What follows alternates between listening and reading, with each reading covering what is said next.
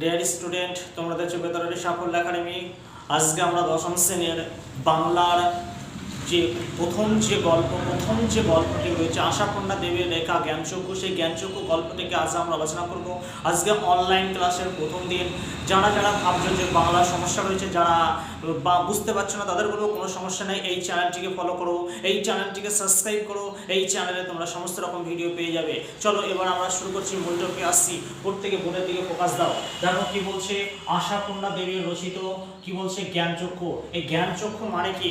জ্ঞানচক্ষু দেখো কি বলছে, জ্ঞানচক্ষু মানে দেখবে কোনো হঠাৎ করে তখন তোমরা দেখবে কোনো বন্ধুর সম্বন্ধে তোমরা কোনো একটি হয়তো জানতে যে একটা বন্ধু, তোমার পাশের বাড়ি বন্ধুরা খুব ভালো মানুষ, হয়তো পরে যখন তোমরা শুনবে যে ওই বন্ধুরা খুবই খারাপ, যখন তোমাদের মধ্যে যেরকম একটা প্রতিক্রিয়া সৃষ্টি হবে, ঠিক এইটাকেই বলা হচ্ছে কি জ্ঞানচক্ষু। তাহলে এই যে জ্ঞানচক্ষু, এই জ্ঞানচক্ষু গল্পে, এই গল্পের কেন্দ্র এবং নায়ক চরিত্র হচ্ছে তপন ছিল এই গল্পের কেন্দ্রীয় চরিত্র। সে খুব লেখালেখি করতে ভালোবাসতো, ছোট থেকেই কিন্তু সে লেখার প্রতি খুবই আগ্রহ ছিল।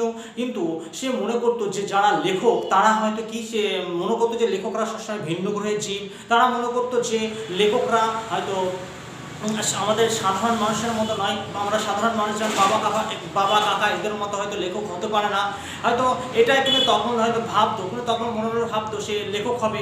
কিন্তু সে মনে করতো যে লেখকরা ভিন্ন গ্রহের জীব, তাই সে কখনোই হয়তো লেখকরা যে সাধারণ মানুষ এটা কল্পনা করতে পারতো না।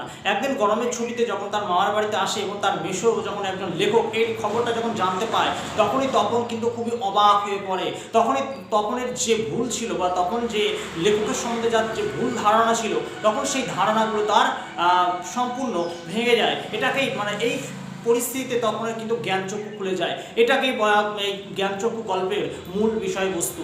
বোঝা গেছে? চলো বোর্ডের দিকে ফোকাস করে আমরা মূল টপিকগুলো বলে দিচ্ছি। দেখো এই জ্ঞানচক্ষু গল্পটি কোথা থেকে নেওয়া হয়েছে, জ্ঞানচক্ষু গল্পটি কোন কোন গল্প থেকে নেওয়া হয়েছে। তারপরে বলছে তপনের লেখকদের সম্পর্কে কি ধারণা ছিল।